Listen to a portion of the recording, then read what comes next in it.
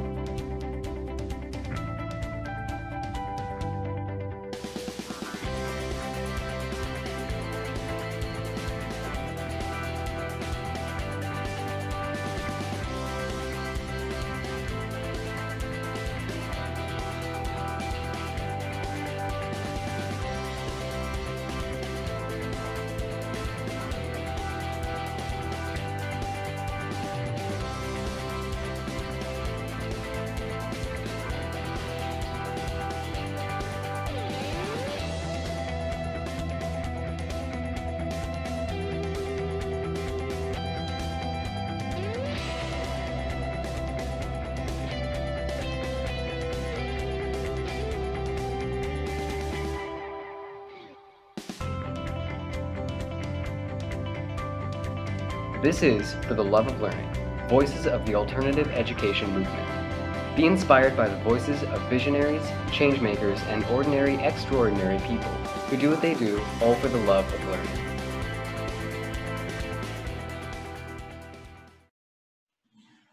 Hi, everybody. This is For the Love of Learning, episode number 65.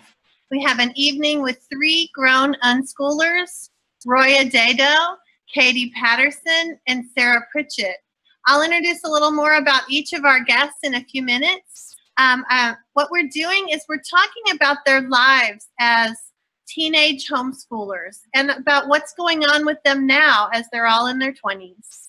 I wrote a book called Homeschooled Teens that was published last fall, and we asked questions of homeschoolers about how did they learn, how did they make friends, did they feel they missed out on anything? And what are they doing now? It's probably about 25 different questions that we went over with them. And they all shared from their perspectives. We had 75 different people sharing from all different types of methods of homeschooling, as well as different locations.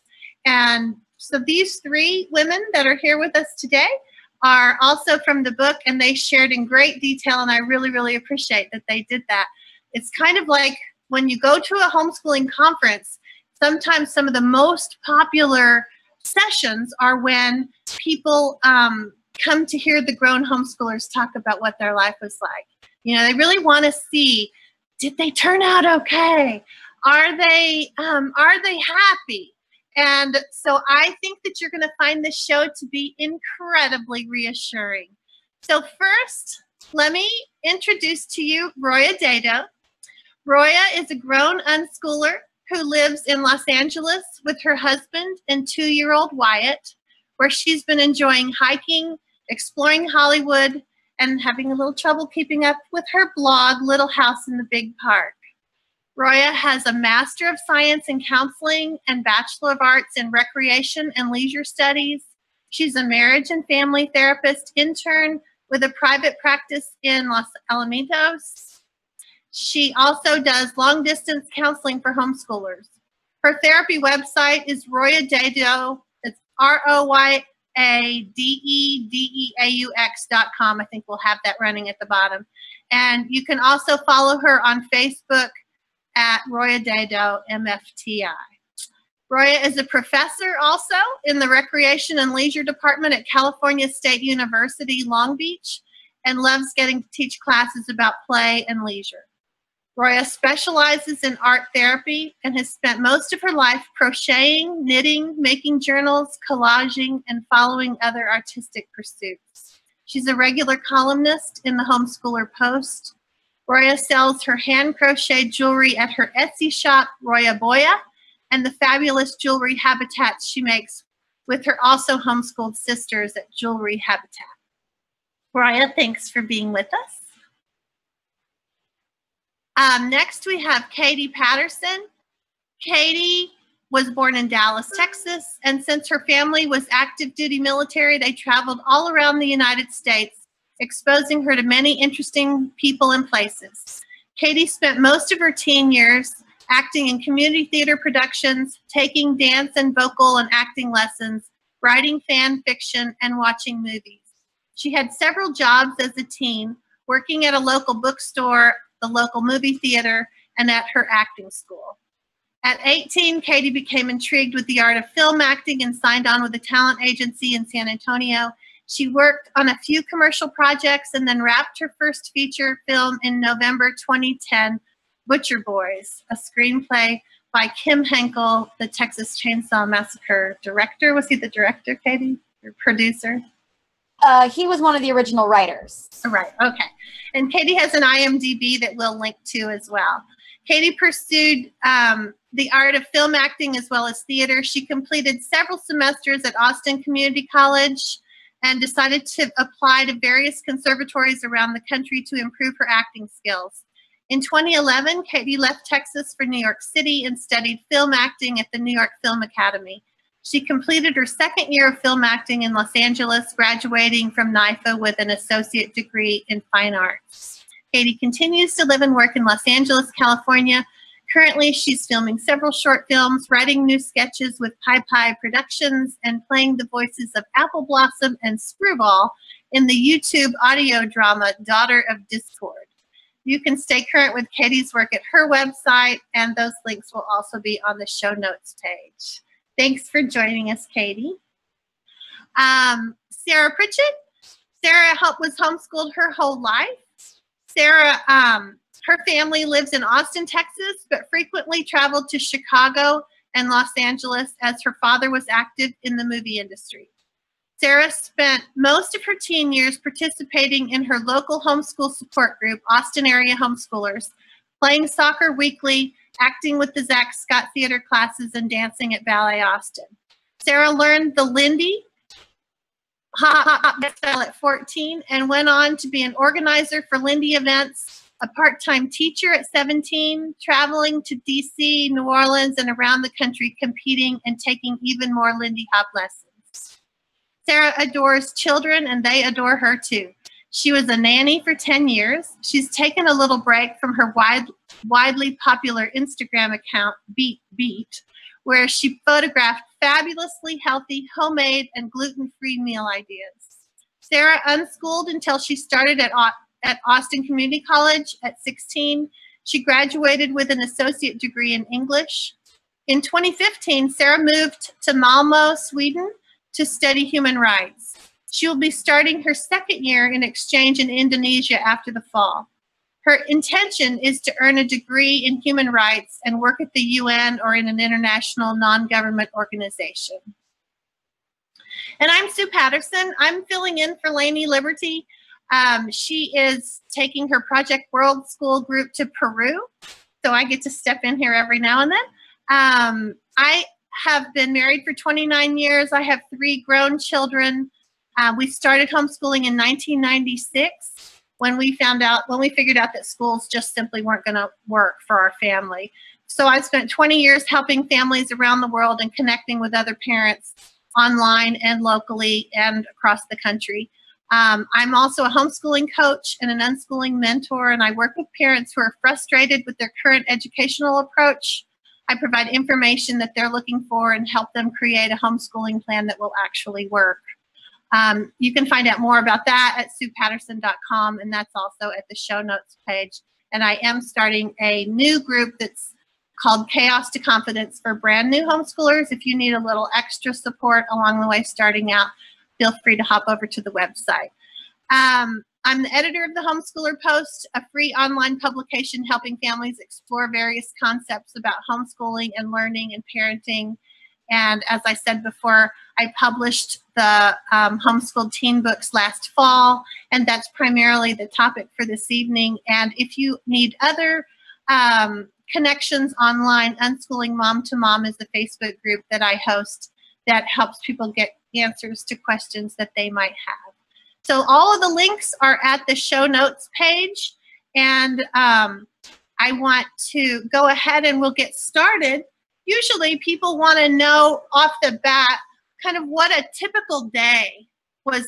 Oh, well, before we do that, let's talk about your families, because everybody is a little bit different, and we can say where you're from and what your family was like, what it was like growing up in your home. Roya, you want to start out? Sure. Hi, everybody. I grew up in Southern California in Orange County. My mom, my dad, and then I have 2 younger sisters as well. And we all, if you just look at us on paper, kind of took the same path. My parents pulled us out of traditional public school.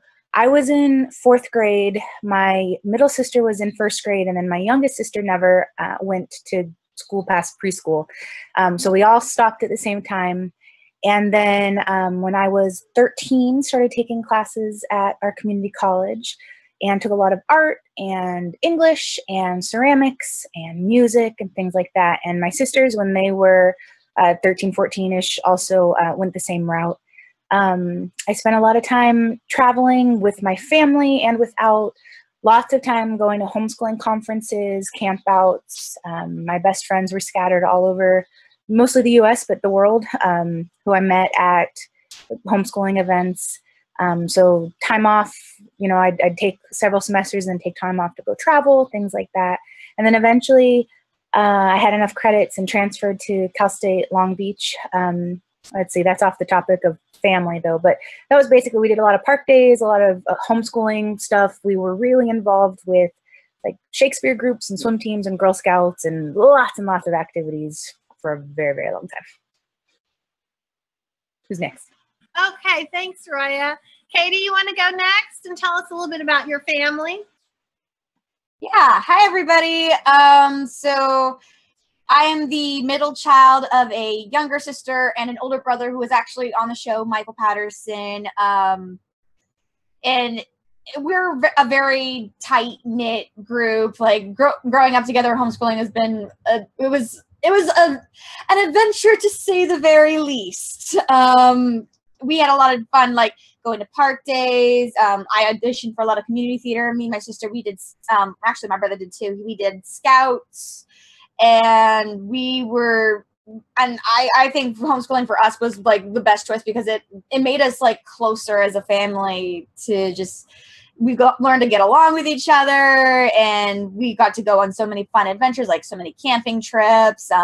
We went to DC to see all the cool monuments, aquariums, and a lot of fun things, and I wouldn't trade it for the world.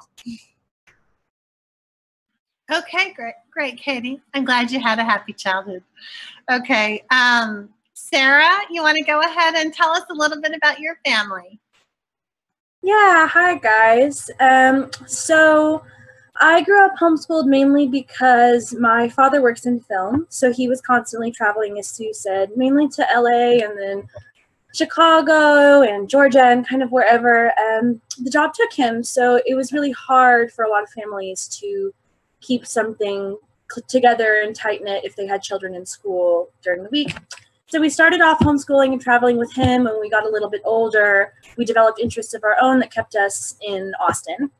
So on a normal day, we might have art classes, singing classes, theater classes. We both started working at a fairly young age. I started nannying when I turned 12.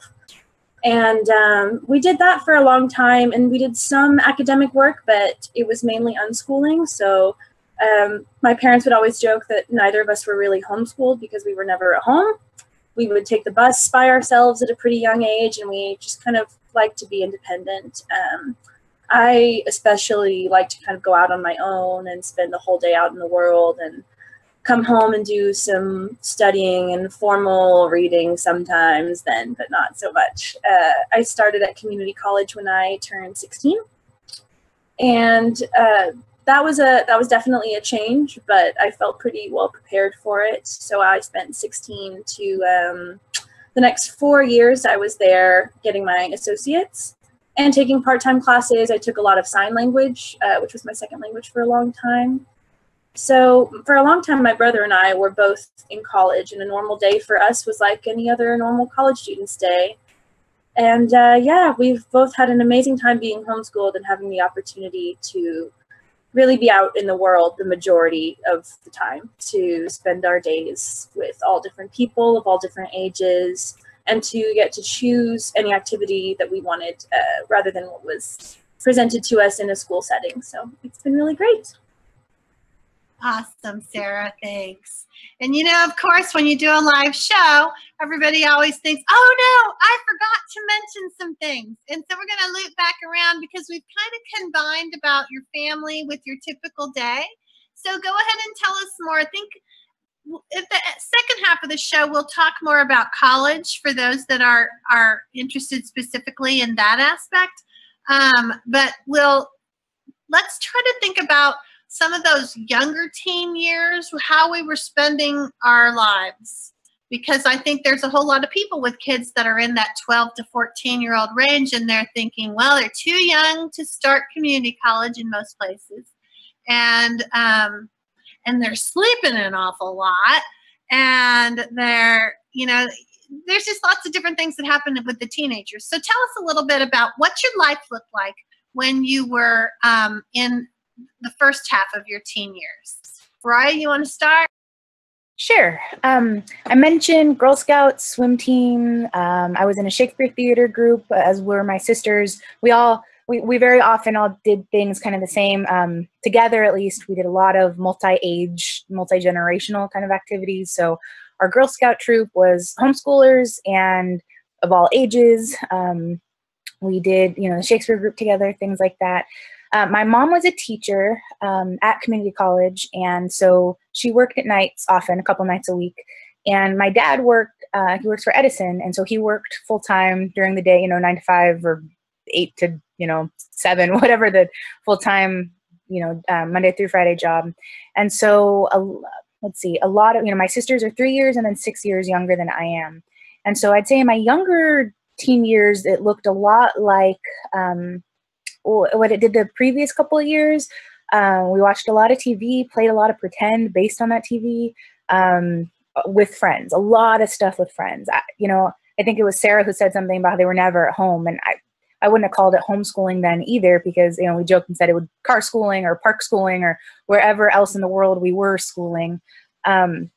We would do a lot of, you know, whether it was, and I was a really social kid. My middle sister, not as much. So it was a lot of balancing that. But I spent a lot of time either with my groups of friends or online talking to my friends.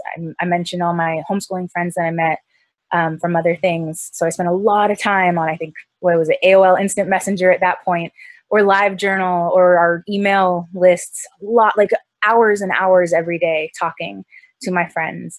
And then when I was 13, I started at Cypress College, and I did take academic classes, but I was very, very involved in the ceramics department and the music department to a lesser extent, the photography department and the theater department a little bit. And each one of those, I spent a lot of time, not just in class, but in a more social way as well, especially ceramics. I would say once I got into ceramics, I was there, I was, 13, 14 when I started, and I spent the next 10 years, there as long as those doors were open, to the point where they hired me later and I had a key so I could go anytime I wanted to. And so that would be a lot of the time. I'd be either out doing one of those activities, home talking to friends online, or doing some sort of art, for 12 hours in my room, 3 in the morning, my mom might open the door and say, like, are you still alive? Do you need some food? Here's some apple slices while I worked on a zine or something like that. So I think that was pretty much my typical life in my younger teen years. Awesome. Thanks, Roya. Sarah, you want to add something? Unmute, honey. Oh, did I not unmute? Is it better now? Okay, good. So in my early teen years, that was probably when I was the busiest. I started taking theater classes when I was very young. I was probably 7 or 8.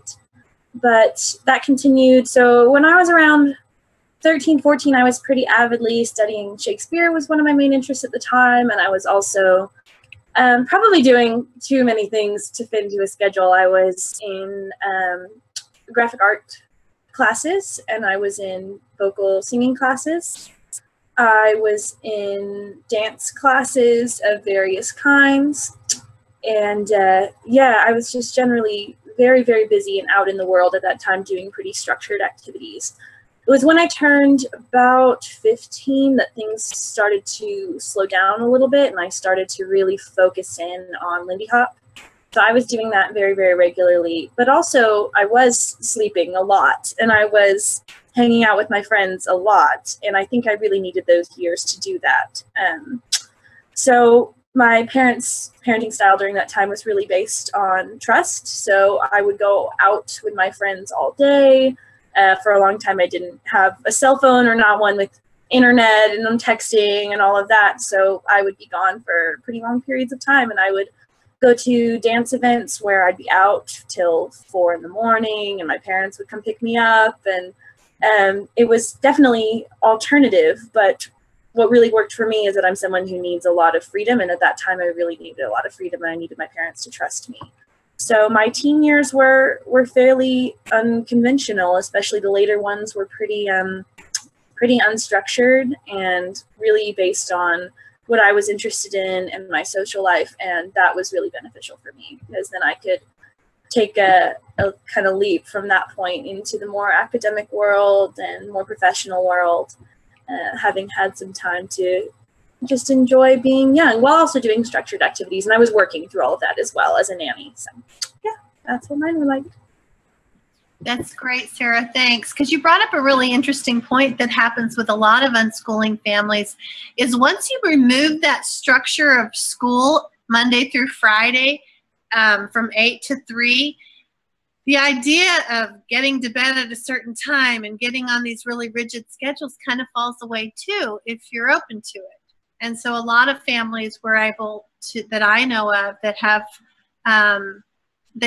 kids that are very successful managing their time, successful at showing up for jobs that start early.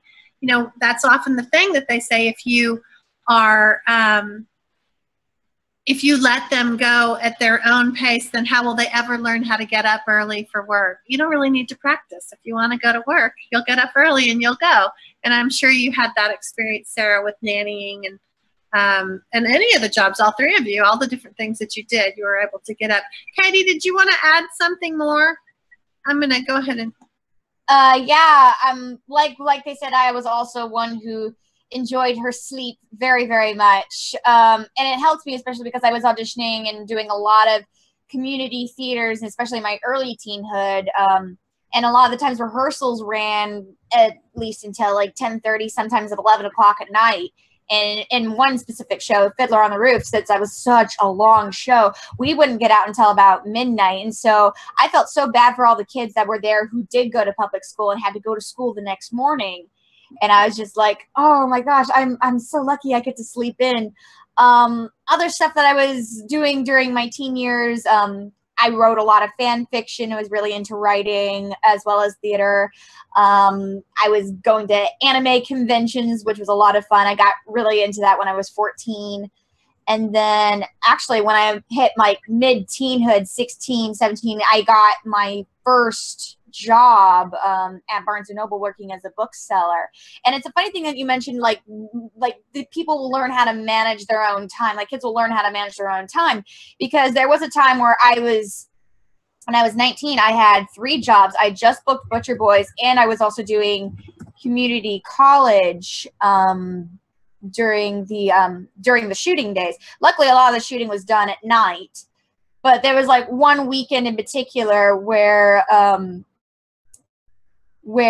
would, like, this was my schedule for that whole weekend, was like I went to work at 3, went to set at 7 until 7 a.m. I had a history class at community college, until like about 9 in the morning, and then I went to sleep, and then I woke up a few hours later to go back to sit, and then I went back to school to do French class. And then I got to sleep in the rest of the weekend. So for like parents who were always concerned, like reiterating what mom said, what Sue said, sorry.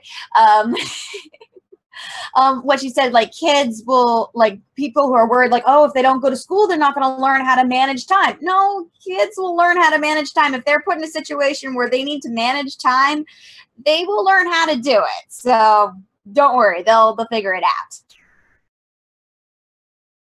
Awesome, Katie.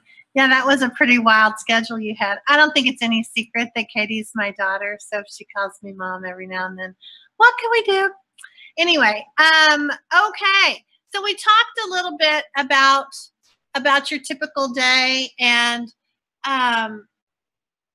sometimes people feel like when it comes to hobbies that their child is not really interested in one particular thing, and they just flip from thing to thing to thing to thing.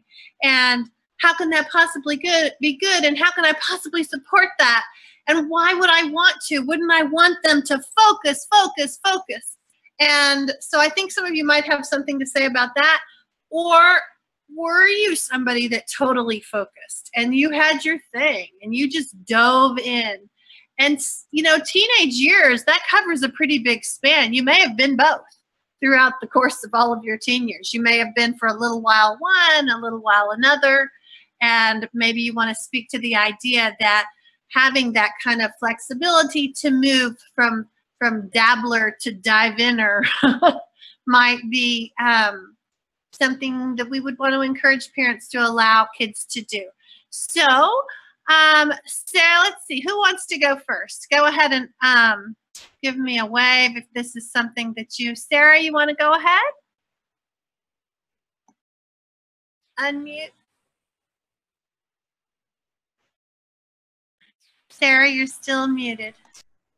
Hi, guys. So, yeah, I'm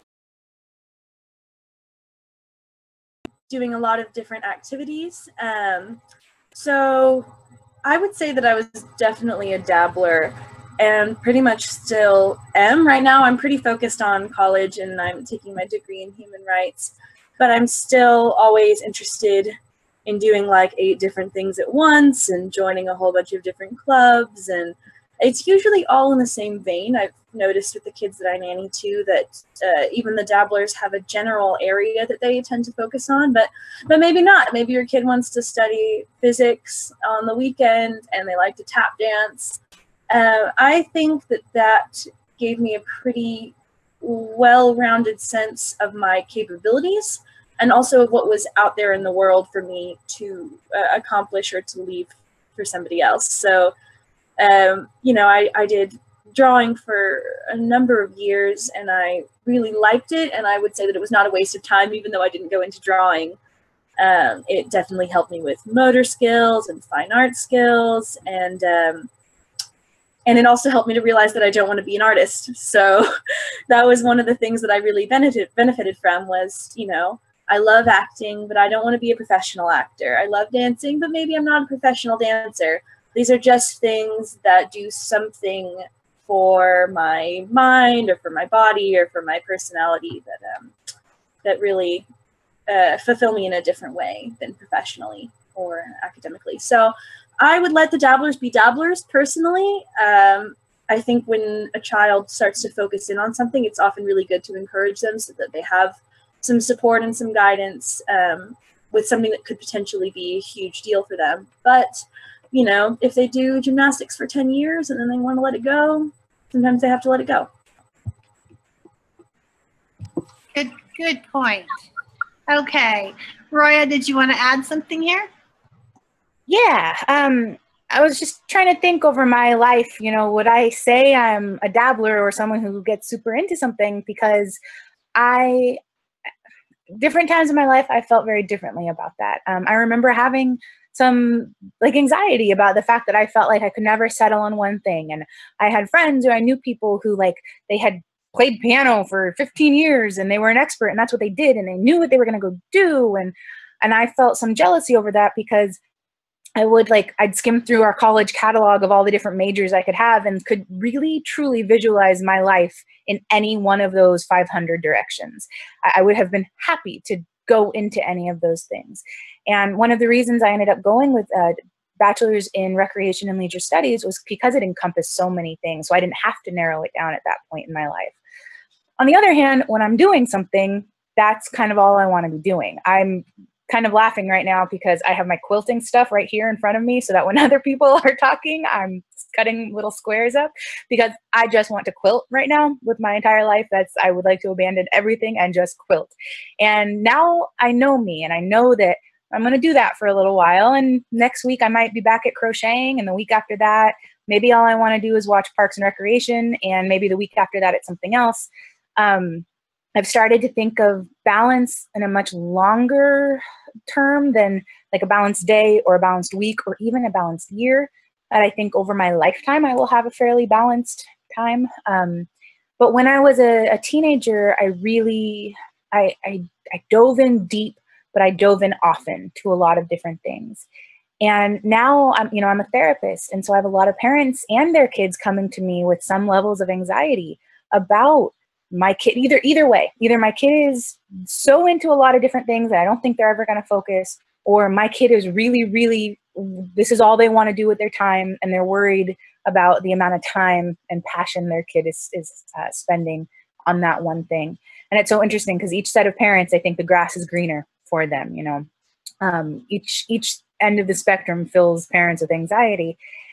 And so kind of what Sarah said, which if I was giving advice, it would be to support them in what they want to do. Because, when I ask parents, what do you want for your kids later on? It's usually along the lines of, I want them to be happy, or I want them to be successful and happy, or something like that. And you don't always know when you're in the middle of something, what it's going to be. I have a 2-year-old. We watch him and we think like, oh, he did that thing, he's going to be a drummer, or he did that, and so obviously he's going to be a surgeon. You don't know, looking forward, but later on in your life, you can look back and find the through line. And, in my life, I dabbled from theater to ceramics to textile arts to marine biology to all sorts of things. And my through line ended up being helping people express themselves. That was the thing, that in every situation I could see, that's why I was doing that. And so now I'm a therapist specializing in art. That's what I do. And so I couldn't have planned it that way, but looking back, I can see how when I was jumping from thing to thing to thing, that's where it was, I was jumping to and from. So either way, I think just take some pressure off and it's okay. And it might not lead to anything, like Sarah said. Maybe it's just, sometimes I play Bejeweled because I need a break from other things going on in my head. I cross stitch that day because I don't want to think about anything and I want there to be a pattern all laid out in front of me, versus the days where I'm crocheting something with a complicated pattern and that's what I'm focusing on. And sometimes it's about outside influences or logistics. I'm working towards licensure for my MFT license right now. And so although I would like to just spend all my time quilting, I'm also studying for that exam and taking care of my toddler and things like that. And so, when other things come up, they come up. But yeah, I would just say don't stress. Don't stress. That's all.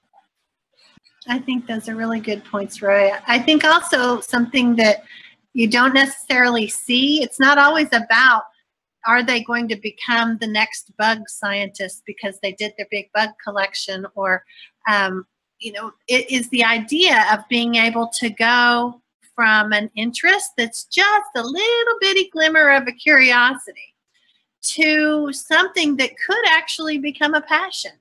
And you don't know until you step into it, like Sarah had said earlier, where she didn't know that she didn't want to do some of those things professionally until she tried it a little bit.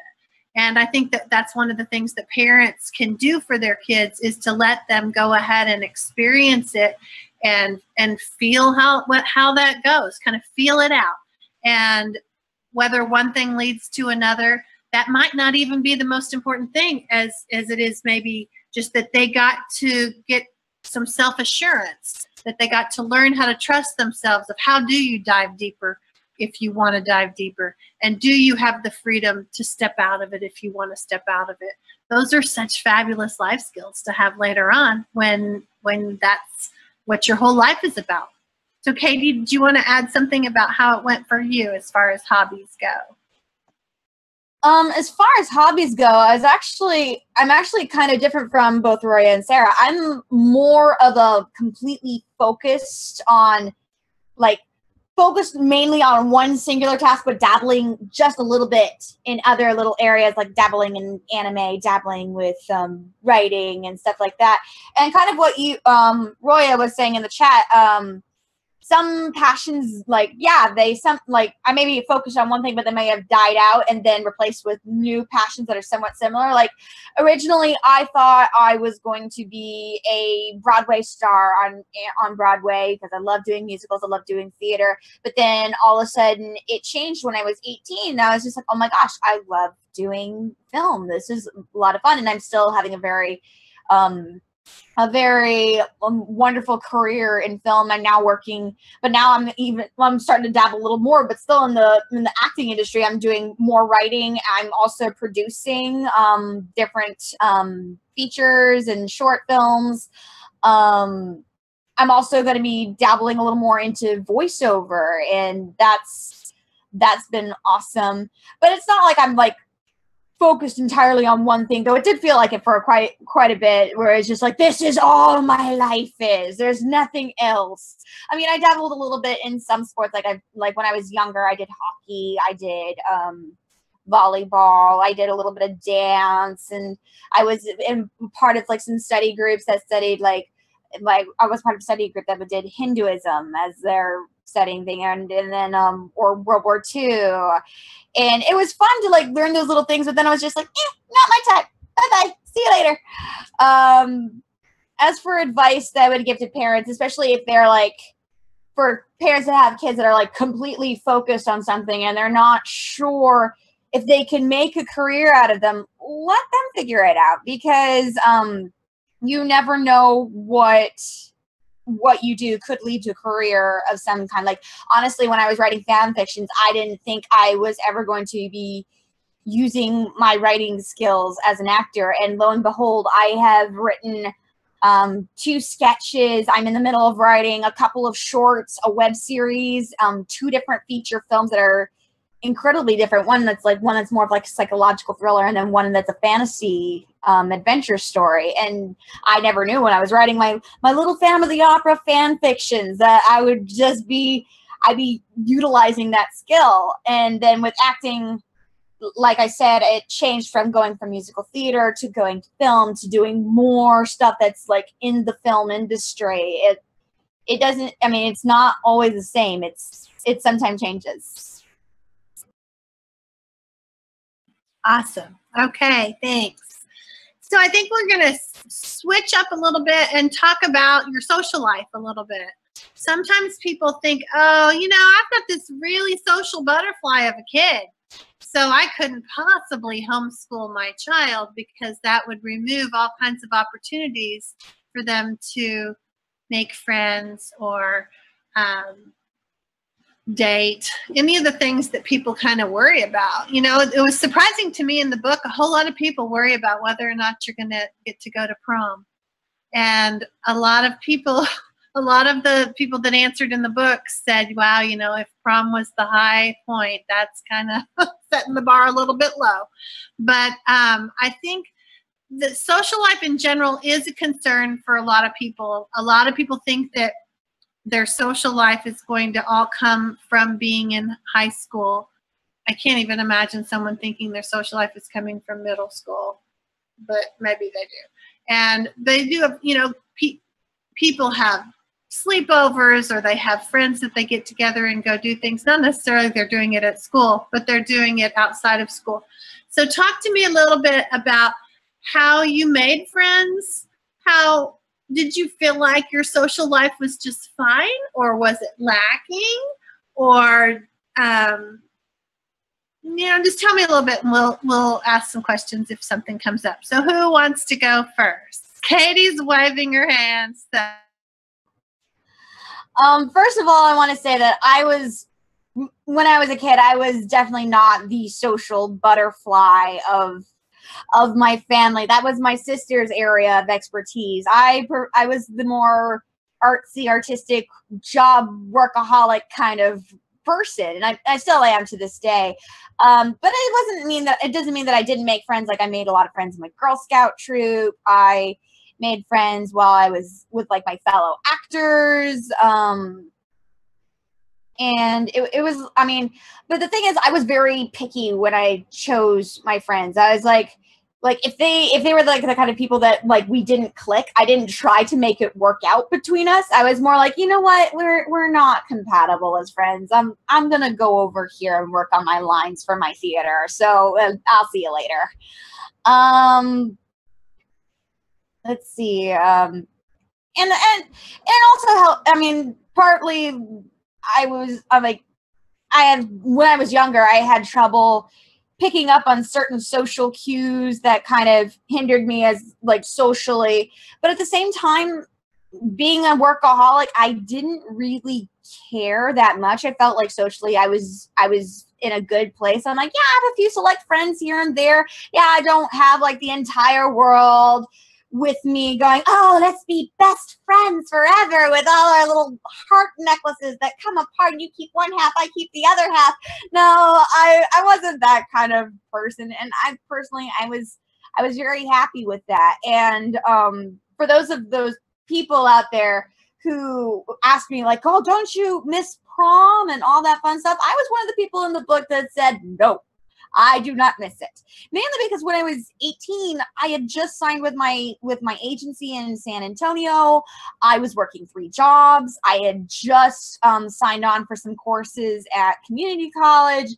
And so I was just like, you know what? This is the highlight of my life. This is like where I feel like my life is truly beginning. I don't need some silly little dance to feel that way. I'm perfectly happy as I am. So yeah, I would say that I'm still glad that prom wasn't like, oh, it was this coming of age thing for me. That's something I needed to go through. I'm glad I didn't feel that way towards it. Thanks, Katie. I think something that you brought up reminds me of how people develop at a different rate, academically, socially, emotionally. And like you're saying, you really felt like you came into your own at a little bit later age. I think what's nice for unschooling families is that they can evolve at whatever rate fits them. And so that's a huge, huge advantage. Sarah, did you want to say something else? I think you have some differing ideas. Go ahead and unmute. Yeah, not so much differing ideas, but I think we did have a little bit of a different experience. My brother was more of an introvert. He liked a lot of alone time. He liked a small group of friends. And I was pretty much a classic social butterfly. I wanted to be around as many people as possible all the time. And so I did think about things. Actually, someone mentioned prom. And it seems silly at the same time that I get it, because there are these things that you hear about, especially in media, or maybe that you experienced yourself growing up, that whether they were good or bad experiences, they really, for you, represent a certain time in your life, or a certain time in a child's life, or a rite of passage. And that was something I did think about growing up. I liked stuff like dances, and I liked stuff like prom and parties and all sorts of social events. And so I actually did go to prom. There was a homeschool prom in my city. They run it every year. Just for students and homeschoolers and private school students, if they're part of AAH, who want a little bit of that classic experience without everything else that goes with it, or maybe they want an alternative version of that classic experience. So yeah, I went to prom and it was really fun. I bought a dress. It was the whole big thing. And then I, went home and did my unschooler thing. So I got to have both. And I think that's really possible for those students who want that. For the kids who don't, that's of course part of homeschooling, is you get to make that choice. And I think that that's equally a good choice to make, to not participate in some of those classic things that, yeah, maybe everyone does them, but you just don't have an interest in. You'd rather be doing something else. And so it's important to be able to make those decisions. So for a social life, I was very satisfied. I was at parks, I was at meetings, and when it wasn't something structured, yes, homeschoolers sometimes consider something like a park day a structure, so that's structured enough for me for one day. We would just hang out. I would talk on the phone, like Roya was saying. There was a lot of internet use.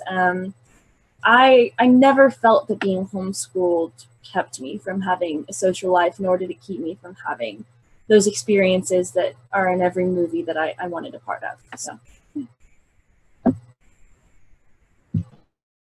Awesome, Sarah. Thanks. Roya, did you have something you want to add along these lines, my dear? Yeah, I was also hugely social. I still am. I mean, honestly, if I could have someone just next to, now I have a toddler, so that works because he is always next to me all the time. In fact, I just want to have all the kids so that I can have all the people to play games with all the time and sing all the camp songs. But I would want people over. I mean, even if I'm doing my dishes, you don't have to do my dishes. You can sit on the couch and do your own thing, but I would like you to be there with me pretty much all the time. And that was only more extreme when I was a teenager. So it's funny, I was thinking about prom, and I was thinking like, wow, I can't believe people are still asking about prom. Not because I don't think that it's an important question, but it feels like there are so many alternatives now.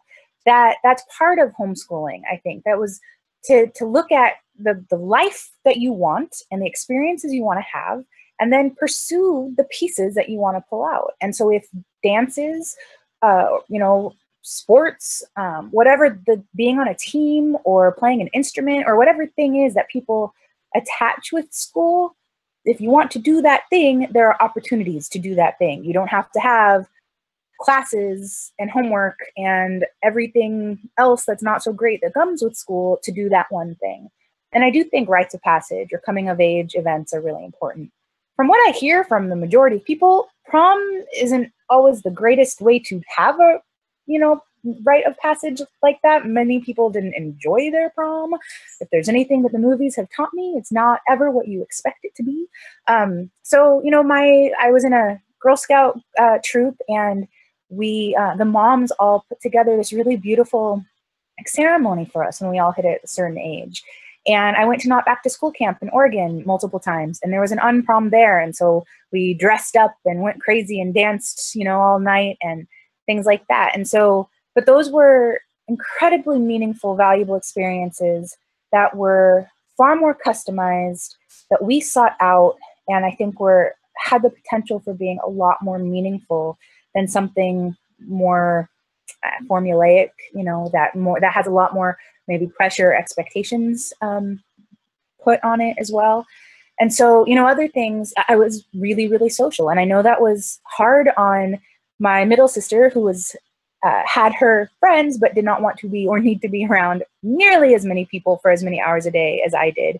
And so that was something that was frequently talked about and managed and navigated in my family, was how do we get Roya with people for 16 hours a day? And how do we give Roxana her time to be alone, very, very alone? And then Rosie, for some, for the younger years, was kind of a tag along to that, but then she was also incredibly social as well. And so how do we navigate all that? And that became a big part of our lives. A lot of compromising and talking about it, and a lot of my going off with other families, my being more involved in organized things. And so again, especially now, I feel like it's easier and easier too. If you want to be involved with something that people typically associate with like an extracurricular activity at school, there are so many options now for homeschoolers that maybe didn't exist for my parents. They had to be more creative or start their own. And I think many homeschooling parents got really good at that. They were the ones who weren't sitting passively and just going along with the flow of school. They took us out of school to begin with. And so they were that much better at seeing what our needs were and making that happen for us. And I have to say, it's something I'm still incredibly grateful to my parents for, because they really sought out opportunities for me and transported me to those opportunities. I think I will never be able to repay the amount of chauffeuring my mother did for me and to get to all my activities. And so, or arranging for other families to take me to other things. So very social. And I would say that my angstiest moments as a teenager were when I felt like my friends were far away and I was never ever going to see them again. That was hard for me. Not that I didn't spend 10 hours at ceramics already that day, but those homeschooling friends of mine were all far apart. And so I had lots of moments of feeling like I didn't have enough, even though intellectually you go through and you look at, if you had looked at my calendar, if I kept one, I was with someone for 14 hours a day, but I couldn't get enough. And so not only my parents seeking that out for me, but my figuring out how to be proactive and get what I needed has only helped me today, because I'm still like that. And I'm still figuring out how to balance the amount of people time I want with needing to recharge and be alone for a little while, or, that kind of thing. So. Great, thanks. Katie, did you have something you wanted to add in a little bit here? Yeah, speaking once again, from a more of an introvert, antisocial personality type, a lot of concerns that a lot of parents have that I've heard of is they're worried about their introverted kids not going out and being social in the world, and they're worried basically they're going to become hermits. And with some people, yeah, that can be a bit of a concern, but in my case, and I'm sure with a lot of cases with a lot of other kids who are introverts, if they need to go out and be social, they'll make themselves do it. Like for me, I had my select few friends that I enjoyed hanging out with, but otherwise I just didn't like hanging out with people. But now as an actor and as a producer and as a writer, I have to go out there and make those connections to be social with these new people. That way I can get work. I can get a job or as an actor, or I can get this person who might be interested in donating a certain amount of money to a feature film as a producer. And so for those people who are concerned with their introverted kids, if they're not going to be able to learn to be social, it's like, once again, one of those things where if they want to do it, and if they need to do it, they'll learn how to do it on their own. It may be difficult for them at times to learn how to open yourself up to people. But it, like I said, it can be done, and you can learn it on your own. You don't need to be shoving it down their throats. You need to go out and learn to play with the children and stuff like that. Okay, Katie. All right, Sarah, I was going to toss it over your way because I want to talk a little bit now about travel. One of the things that I noticed among the people that were in the book, as well as just the unschoolers we knew over time, there's a lot of traveling that happens, not just a little bit here and there, but sometimes across the country, sometimes across the ocean. Sometimes, maybe it's because you have more time in your life and you have the freedom to adjust your schedule, whatever works for you. But it did seem that there was a significant amount of opportunities and kids taking advantage of traveling. So Sarah, we're going to start with you. Tell us a little bit about traveling, not just traveling as a teenager. Do definitely talk about that, but then a little bit about your travels now. All right. Well, I definitely did a ton of traveling as a homeschooler, basically at all different stages of my life. Starting at a very young age, like I discussed, my dad was in film, so he was traveling, so we traveled with him so we could be together as a family. So I went to California, and my mom would drive us there, me and my 2 years older brother, which was very harrowing of her to do. And I went to Chicago. We went to, goodness, so many places. We went to Louisiana and the various cities. We went to basically a lot of different places in the U.S. Also, around the time I turned 9, my mother and I started getting into caving, which is another, like I said, it was a dabbler, so I did a lot of different stuff. So we just up and went to Mexico one day, and we explored some caves in Mexico for a week during a service project doing cave restoration and natural preservation, which was super cool. And I wouldn't have been able to do that if I'd been in school every day. It's an experience I'll remember forever for sure. When I was a teenager, I was able to travel for dance, and that was the most important thing, because in the Lindy Hop world, which was the dance that I chose, and it was the thing that was most important to me, most of the dancers are in their 20s and 30s. So they have jobs, and they choose, hopefully, if they have good jobs where they can choose their time off, and they pick some time off. They are in some ways better able to manage their schedules than a high school student, let's say. So I was very, very lucky to be able to pick up and leave when I needed to go compete in Washington, or if I needed to go to New Orleans, or if I needed to go to any of these places.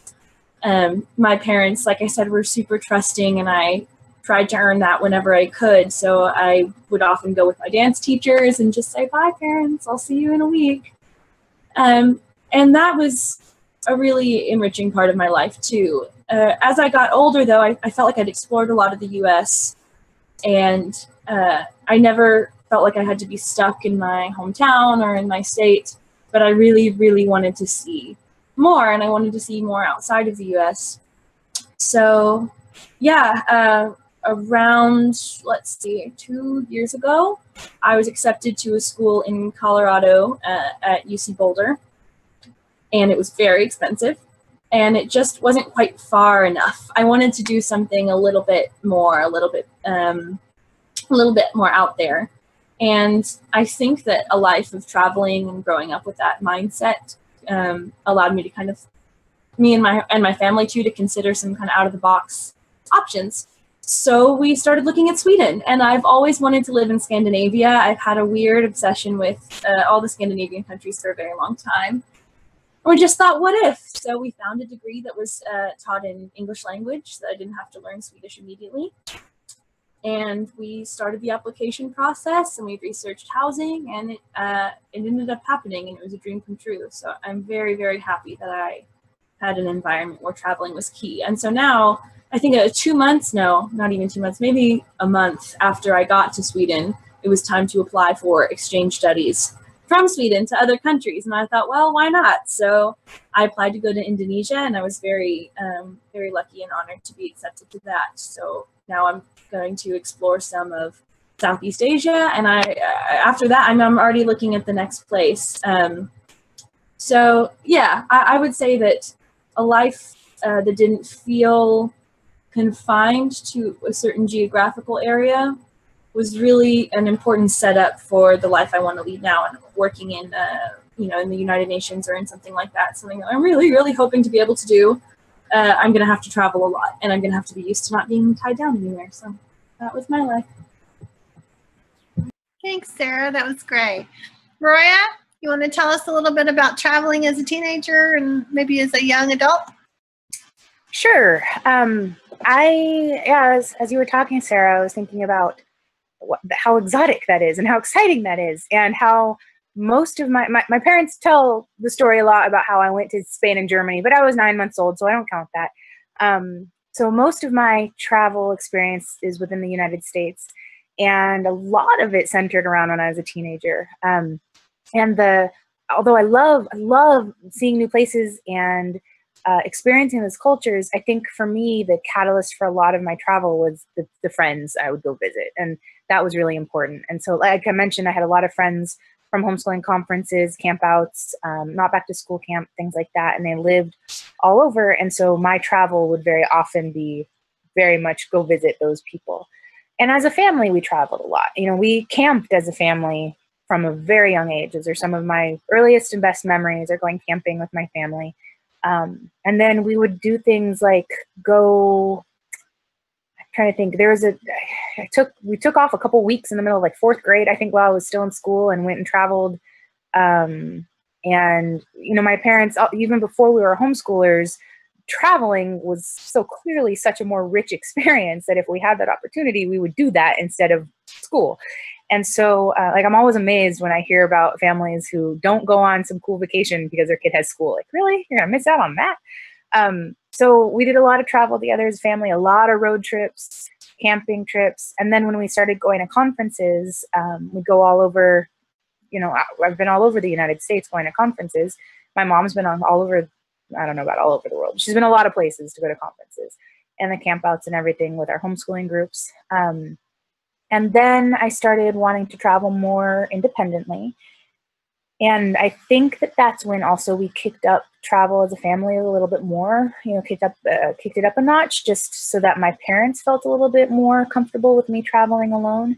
But there was a time, like, I got a Greyhound bus pass and went for a while and had people I was staying with mostly, but there were good chunks of that experience that it wasn't super planned out, and I had to figure out, maybe I had points 1 and 10 figured out, but the 2 through 9, not so much. And so, as my comfort level increased, and my parents' comfort level increased, I did a lot more traveling alone. And one of my favorite trips was on my way up to Not Back to School Camp, which was in Oregon. I got on the train in Southern California, and it was like Hogwarts.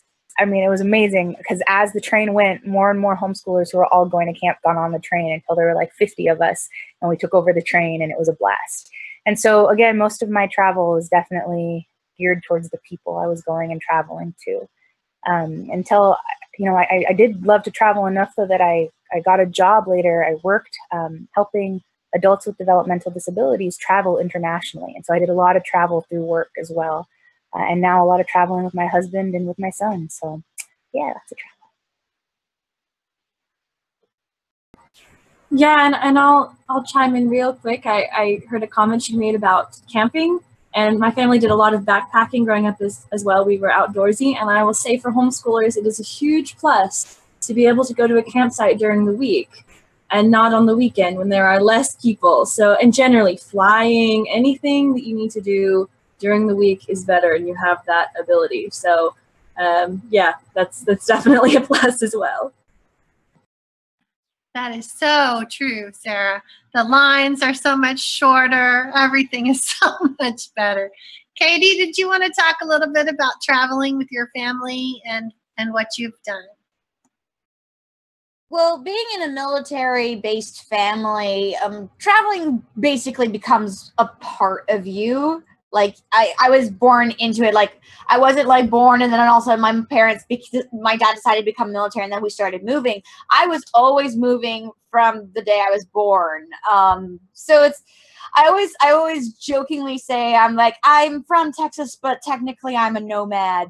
I constantly have traveled all over the place. And like Roya and Sarah, we were also very big into the camping, especially in Girl Scouts, traveled to different places. And like I mentioned before, we visited Washington, D.C. to learn about the monuments, not just reading about them in the book, which I was like, oh, cool, I actually get to see these things. I actually get to see them in person. And then another fun thing that we got to do while we were in DC, because we were going on Halloween weekend, my mom decided, you know what, let's go take a ghost tour out in DC just to see all the cool stuff and like see like what are the haunted sites. And I'm like, oh my gosh, yes, because Halloween is my favorite holiday, and anything to do with Halloween, I was just like, yes, let's do it. And so we got to learn a little bit about the history of like where this haunted site is. And then also another thing that I got to do while I was in DC was we got to go to this really cool gem museum, and there we got to see the Big Hope diamond that's there. And I was just, that thing is huge, and that thing is like gorgeous. And like I got to like read about the history of like how it went from person to person, and basically somebody stole it and they kept it for like 7 years, and because you kept it for 7 years, you basically can't be arrested for it. So basically it was his. And I was like, this is so cool. The history about this one diamond is so cool. But yeah, and like you mentioned, Mom, that because we were able to pack up in the middle of the week and go whenever, and we didn't have to worry about, oh, we need to let the teachers know, oh, we need to let this person know, oh, we need to write sick notes. That way you can have time off to go spend time with your family.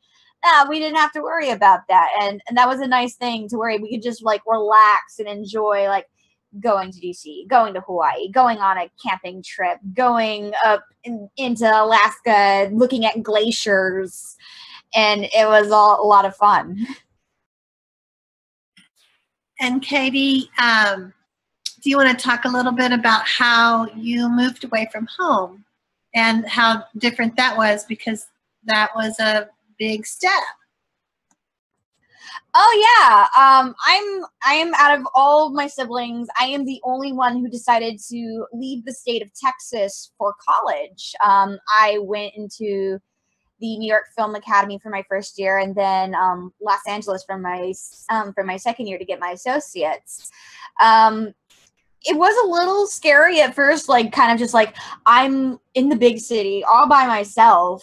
But at the same time, I'm like, this is cool. This is the beginning of a new adventure for me, and I'm glad I'm taking this opportunity to like really like push myself of like, can I really spread my wings in a big pond? And also, I kind of branched off a little bit when I was younger. When I was 15, I did a 3-week acting intensive out in Dallas, Texas, where I stayed with my grandmother for 3 weeks, and like I would get up at like 5 a.m., check my emails, shower, gather all my stuff for classes, and then take the city bus all the way to downtown Dallas, where I would be at the Majestic Theater for 3 weeks, doing singing, doing dancing, doing acting, and like putting on a montage of like things that were playing at the Dallas Music Hall that season. And it was a fantastic experience. And then with both with New York and Dallas and Los Angeles, like moving away and like immersing myself in these things, it really solidified my resolve of like, acting is what I want to do. Acting is my true passion. It is my essence, if you will. And it's the air I breathe, and I'm glad that I was able to take those opportunities to be like, I'm going to branch out to do these things, to learn to see if this is my true passion, and it was. You know, that's interesting, Katie, hearing about how that led to figuring out your passion, because I was thinking about you know, going and traveling and visiting friends, I think is one of the big reasons why actually I'm a therapist, is because I really liked to see how different people live, and to get to, you know, I didn't travel and stay in hotels all the time. I very often traveled and stayed on people's couches or, you know, in their guest room or whatever the thing was. And so I got to be a part of their lives, and or at campouts where you've got 80 homeschooling families and you see very intimately how different families work. And I'm fascinated. And I do credit a lot of that with why I'm a therapist. And I think that was part of when I met my husband, that was one of the things that I really loved about him too, was how adventurous he was. And in fact, my department at school, recreation and leisure studies, part of that is travel and tourism. That's a big part of recreation. And for our internship at the end of our academic program, we ended up, my then boyfriend, now husband, we ended up going also to Alaska for 4 months, I think, and living there as backcountry rangers. And that was such an incredible opportunity to do it through school. And I have to say, I know Sarah did it through school, you did it through school, Katie. And I think if you can travel through school, absolutely do it. And so I had the chance to not just, go and stay for 10 hours and see that place, but to really live somewhere. And, I had a mailbox there, and, really get to see how people are living there. I think is such an incredibly unique opportunity that a lot of people who go to public school don't get until they're adults. And I think that you miss out on a lot if you aren't doing that as a younger person or a teenager too. So it gave me so much perspective on my family and where I live, and you just get so much perspective when you travel. And so whether it was 4 months at a time in somewhere like Alaska, or for a week staying with a family in the Puget Sound, or, wherever I was traveling, when I came home, you understand yourself that much more. You understand the place you came from that much more. I think that was really important and critical for me in my career, but it doesn't have to be related to your career to be valuable. Right.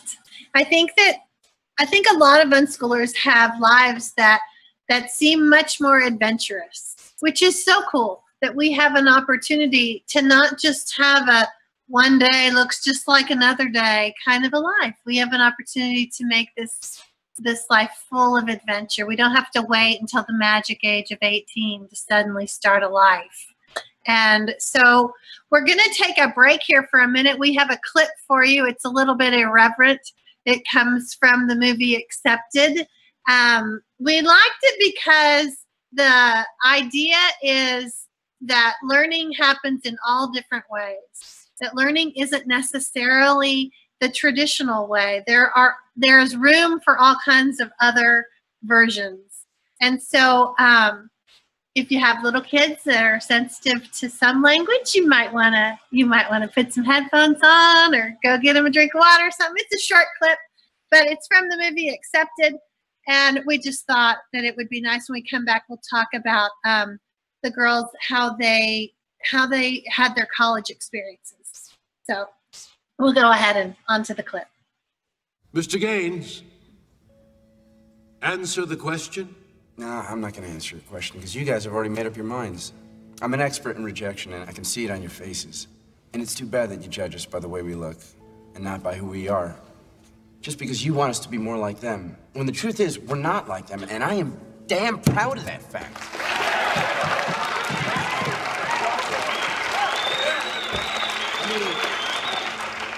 Harmon College and their 100 years of tradition. But tradition of what? Of hazing kids and humiliating anyone who's a little bit different? Of putting so much pressure on kids they turn into these stress freaks and caffeine Your addicts. phony school demeans real colleges everywhere. Why?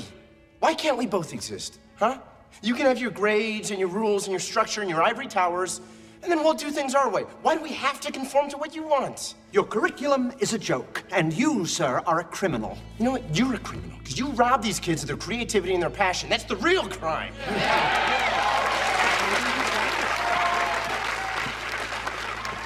What about you, parents? Did the system really work out for you? Did it teach you to follow your heart or to just play it safe, roll over? What about you guys? Did you always want to be school administrators? Dr. Alexander, was that your dream? Or maybe no, maybe you wanted to be a poet. Maybe you want to be a magician or an artist. Maybe you just wanted to travel the world. Look, I lied to you. I lied to all of you, and I'm sorry, Dad, especially to you.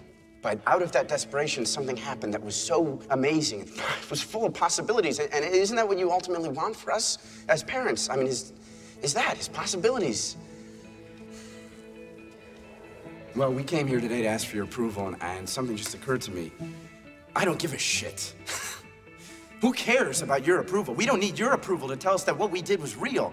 Because there are so few truths in this world that when you see one, you know it. And I know that it is a truth that real learning took place at South Harmon. Whether you like it or not, it did. Because you don't need teachers or classrooms or fancy highbrow traditions or money to really learn. You just need people with a desire to better themselves. And we got that by the shitload at South Harmon. So you can go ahead, sign your forms, reject us and shoot us down and do whatever you gotta do. It doesn't really matter at this point because we'll never stop learning and we'll never stop growing and we'll never forget the ideals that were instilled in us at our place because we are shitheads now and we'll be shitheads forever and nothing you can say or do or stamp can take that away from us, so grow!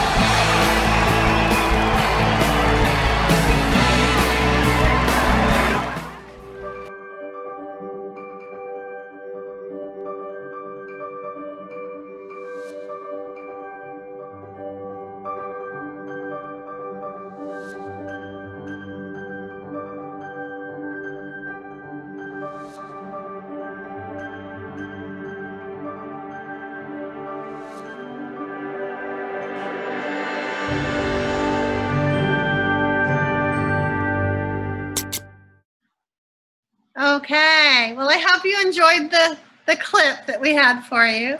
We want to come back and talk with Sarah Dedeaux, Katie Patterson. I just said Sarah, didn't I? I'm blurring y'all all together. Roya Dedeaux, Katie Patterson, and Sarah Pritchett. 3 grown unschoolers that are here to share a little bit about their lives as teenagers, as well as what they're doing now. So we've talked a little bit about their earlier teen years before the clip, and we want to ask them about a little bit more about college because it's a question that a lot of people have. They think that choosing an unschooling route is going to close some doors to kids academically. That because you didn't do a traditional route for learning, that how will you possibly get into college? So tell us a little bit about how you got in and how were those early experiences? We'll do a couple different questions on it, but how were the early experiences? Maybe even how did you do, and what did you see when you were there? How were the other kids that were there? How did you compare with them? Because normally we didn't have to do a big comparison thing in your growing up time, but when you step into the traditional route of learning in college, there's a lot of comparison. So, Roya, you want to start? Yeah, so like I mentioned, I started at Cypress Community College when I was 13. My mom was a professor, as was my grandmother, and half of the people on that side of the family were teachers. And so the world of college didn't seem daunting. You know, I'd gone to the campus before. My mom had let me, you know, it was exciting to get to sit in my mom's class. I got to get stuff from the vending machine, and, you know, that was fun. And, you know, we went to like community events on the campus and things like that.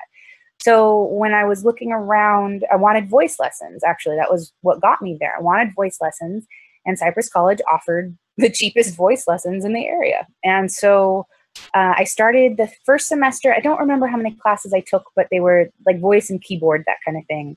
And loved it, very much enjoyed it. And then the next semester, very quickly started taking more classes. I think I continued with voice and music, and then also took a psychology class and an English class.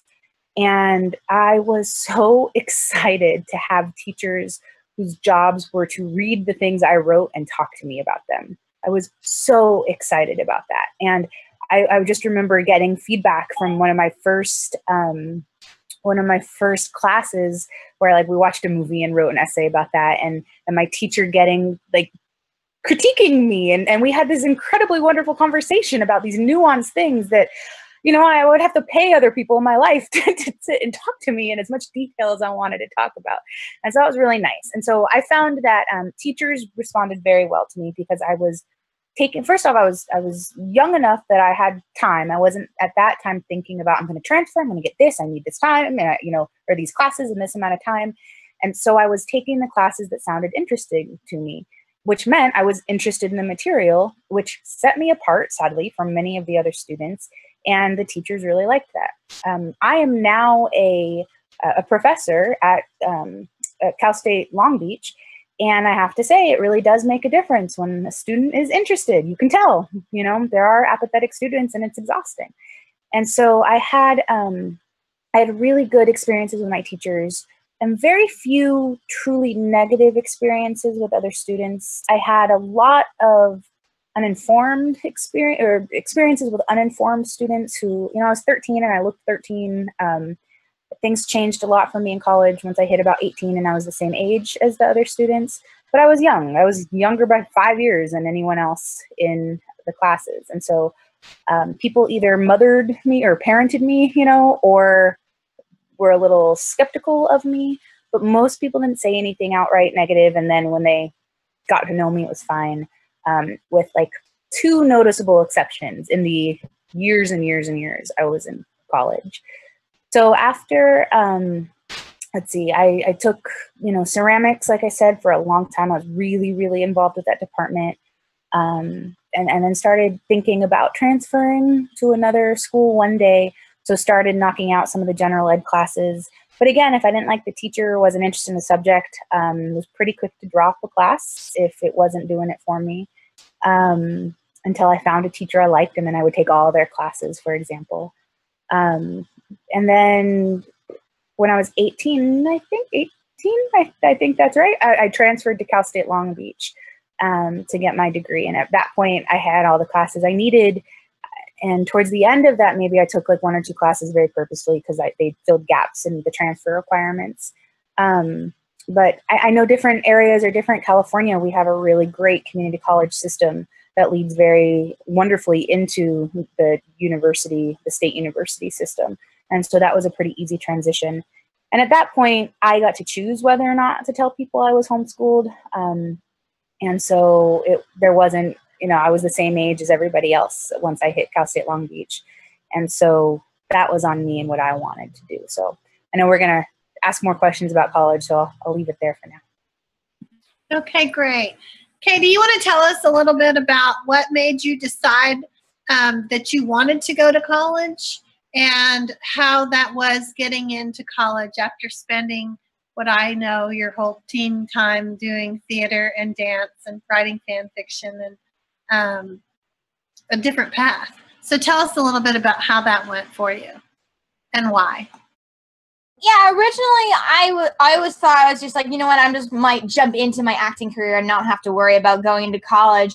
But then like sitting down and thinking about it, I was just like, you know, I could possibly learn how to really, really perfect my craft. So I didn't really see it as oh, I'm going to get my degree in fine arts. I saw it as like, no, this is a chance for me to really hone my skills as an actor and really work on that. So I originally was going to go the route of like doing community college, grabbing the special hours that you needed to transfer into a college. Like Carnegie Mellon was an option, NYU was an option. And at first I was a little worried with the placement test, because especially with when math was concerned, because I knew math was not my strongest point. I was like, I was better with reading and I was better with writing. And I knew it was like math was going to be the one that was going to bite me. And lo and behold, it did. I won't tell you what my scores were because they're just sad. But I was just like, my mom and I were talking. I was just like, oh my gosh, this is terrible. And then mom's like, no, this is fine. We'll just take some remedial courses, build it up, and then you'll be able to take the regular courses. And that's what we ended up doing. I took some remedial math and surprisingly some remedial writing, but then I took the compass test again, and I was like, yeah, my writing's better. That's all. I just needed a little refresher on what I was doing.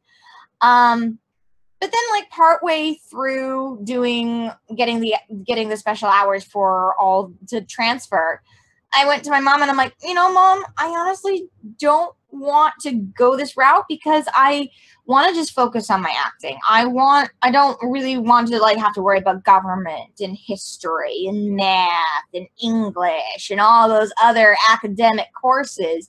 And so that's when we started looking into trade schools that focus specifically on a certain trade. And that's how we stumbled across the New York Film Academy. And I did my first year in New York, and at first it was just the 1-year conservatory program, and I was like, oh, I was like, oh, it's fine. I'm not getting a degree out of this, but I'm learning how to be an actor. And then I learned, like, if you do the LA program, you can get your associate's degree. Once again, I wasn't really interested in getting an associate's degree. I was more like, it was more of like, oh, great, more ways I can hone my acting skills. I can learn from the teachers on the West Coast. And also it was a test for to see which coast did I like better. Did I like the East Coast better, or did I like the West Coast better? And West Coast won out, mainly because a can of soup is not $4 on the West Coast. Okay. So when you want to talk a little bit about the dorm life, did you move into a dorm and have that experience? And then maybe, and then we'll come back to the others. Yeah, I did have a dorm. That was one thing you wanted for me to do. She's like, you must experience at least a little bit of a dorm life. And I'm like, okay, fine, whatever. I'll do it for this 1 year. And for the most part, I had a good dorm mate, Danielle. She was a sweet girl from Yorkshire, England. We went to the same school, but we didn't have the same classes. So that definitely helped us as to like living together. That way we're not constantly living on top of one another. Like we see each other at school, then we come back just to see each other again. So that worked out for us. And I experienced the opposite with the West Coast when I was in an apartment with my roommate then, and we were in the same classes and we did live in the same house, and unfortunately that meant we got under each other's feet occasionally, and and right now we weren't as close as we were back in New York, but I mean, that happens. So, sometimes you grow apart for different reasons. You realize you're different people, and you're just like, okay, it's great working with you, great living with you, but I think this is where we're gonna part ways, and that's life. It's not the end of the world. It's not like, oh my God, I'm never gonna make any new friends because I didn't like living with this person. Oh my God. It's just something that you learn to deal with, and yeah, I got to experience that. Yeah, I think that's a common experience that a lot of people have when they get to try out different roommates and how that works out. And they wondered whether the homeschooled kids all stayed home and went to college or whether they left. Sarah, you want to go ahead and tell us a little bit about how it was getting into college and why you chose to, and maybe even did you have the same experience that Roya had about sometimes being in classes with kids, muted myself, sometimes being in classes with kids that weren't maybe into it. So tell us a little bit about that. Yeah, so I think, and you might notice I'm changing locations a lot and sounds a little different. We're traveling even during this seminar because my light is being very strange. Traveling for the light. Yeah, we're traveling for the light. Very exotic. So yeah, when I started Austin Community College, I was 16. And like, I think starting college, this is a point where I would say homeschooling is generally much more of a plus going into college. However, there's a couple of issues that did come up for me that I think it's important for people to be discussing early and to be prepared for in case that's a problem for their child. Yeah, so I took an entrance exam to get into the community college. I studied really hard for it. I knew I wasn't going to do well on the math. I just didn't do well on the math. It's fine. I took some math courses and caught up at the college. And I don't feel like that I needed all of those history courses and all of the math courses and all the English and writing courses in high school because I was surprised to kind of relearn all of that from a basic level when I entered college. It didn't feel necessary in order to do well to have a basis for all of that. However, what I felt like I was struggling with the most was I didn't really know how to do basic study skill things. And it's not that I couldn't do them, it's that I would overdo them because I was just very unsure about that. That was an area where I felt fairly insecure. Like, you know, the first time I go into a class, I don't know how to take notes. I remember I had to go to the testing center and I had to use a locker. I had no idea how to use a locker. I'd never used a locker growing up.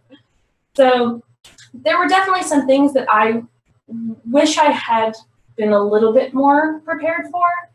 Not so much having a lot of practice or having years of work on them, but just knowing what to expect.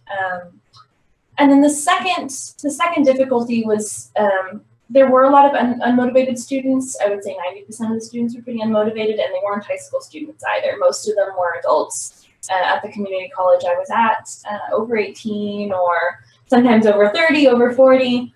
But the general consensus was not too many people were super excited to be there, which wasn't what I was hoping to see, but it kind of drove me to be even more excited to be there and to really put all of my attention and into the professor I had and make sure I was respecting their time.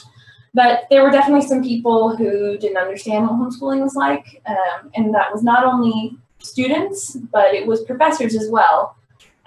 More than anything, it was nice to have something I could be proud of and that I was really, I felt was unique.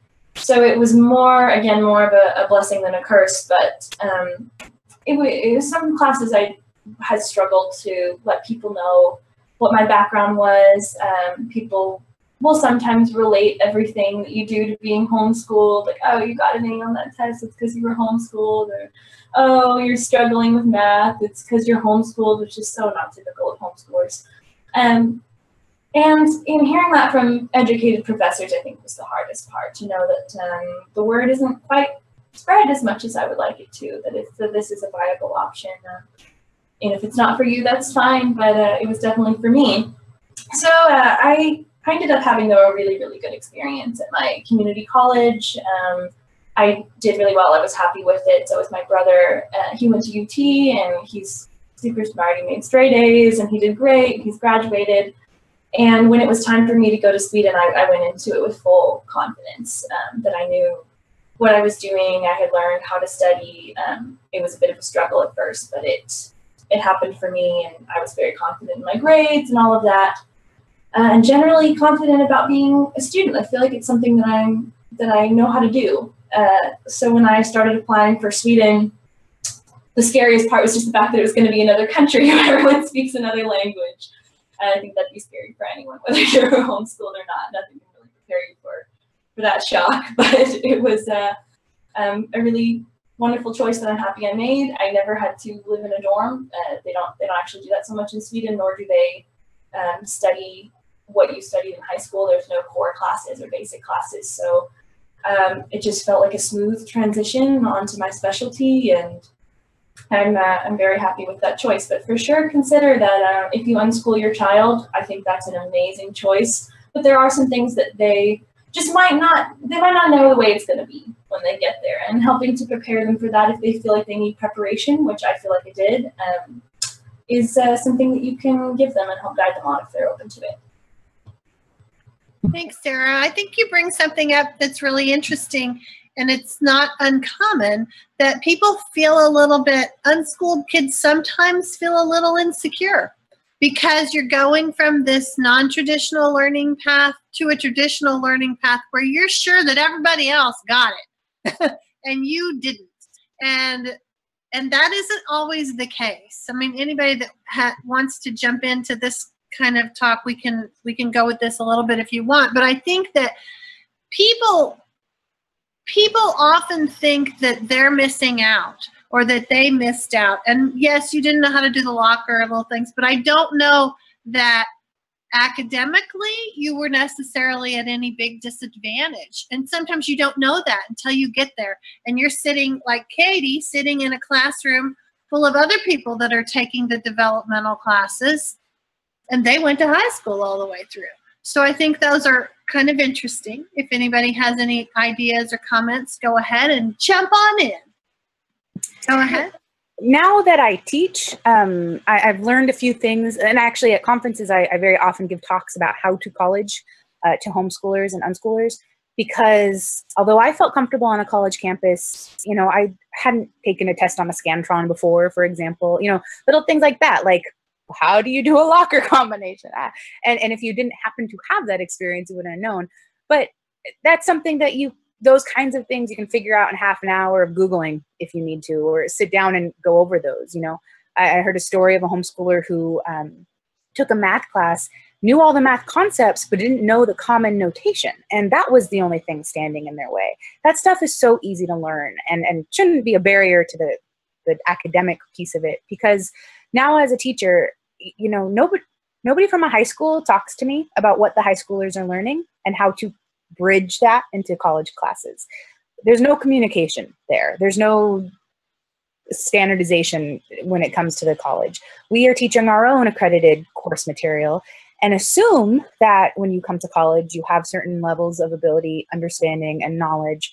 But most of the time in the general ed classes, you basically assume that the students have zero knowledge and you're starting from the very beginning, no matter how many years of public education or not they've had. And so I am astounded over and over and over again at where my students are, the public school students, where they're at in their academic ability. I don't teach English, I don't teach writing, but very often I have to spend a good amount of my class back on that, because when I ask them for an essay, they don't know what that means or how to do that or how to format it.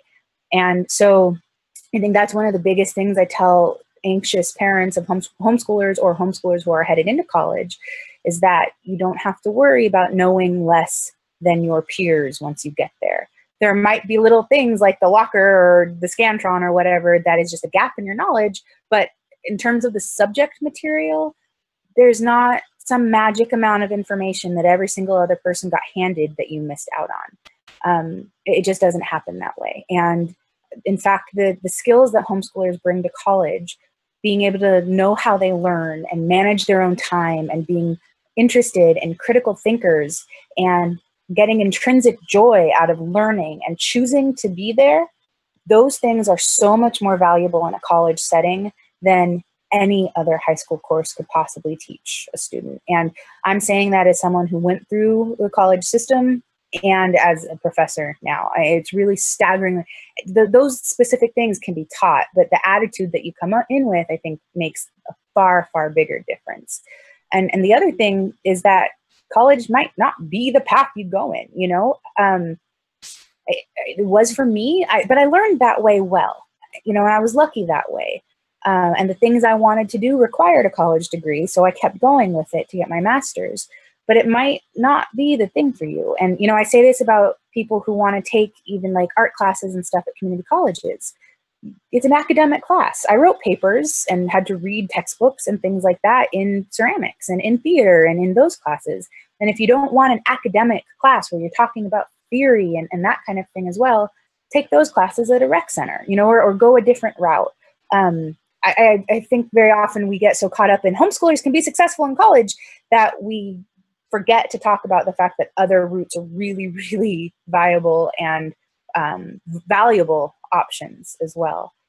So don't think college is the only route, but it is fairly easy for homeschoolers to get into college. More and more college admissions are realizing that homeschoolers come with the skills that they desire in their students. And so they seek them out, and they seek out people with non-traditional methods of education or who have traveled a lot. They find that they have higher retention rates and they do better in school overall, and they're a credit to their school in other ways later. And so I think homeschoolers, you know, you don't have to worry about college if that's what you want, but it doesn't have to be.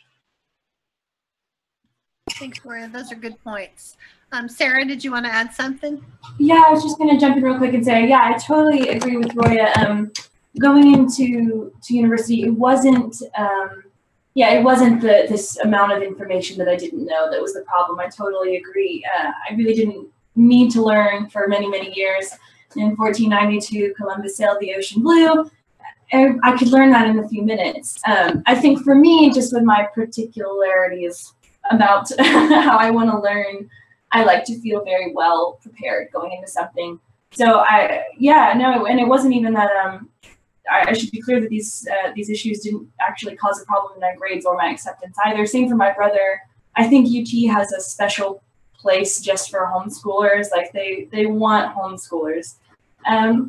But yeah, when I started school, I was making good grades, but I was just very anxious because I would basically write a transcript of everything the professor said instead of taking useful notes. It was just things like that. But again, those can be learned on your own, and I did, and I feel very happy with the success I had in college. But yeah, I would say if you do want to prepare, if you want to help your child prepare, it's less about knowing certain facts and certain pieces of information that they're going to learn anyway. It's more just making sure they feel confident about how they're going to access that information when they get to school. And if they feel totally confident with no prep, no nothing, send them right on in. That's what my brother did. If they're more like me and they want to feel well prepared, then that's something to consider. But for sure, the certain bits of information that everybody just knows, I don't really believe that does anything for your brain. I think what did a lot for my brain was having a lot of different experiences and being academically stimulated even when I wasn't in an academic setting and practicing critical thinking. So by the time I got to college, my brain was just fine. It was just ready to learn. And what Roya said is also true. I know a lot of homeschoolers, most of the homeschoolers I know went to college.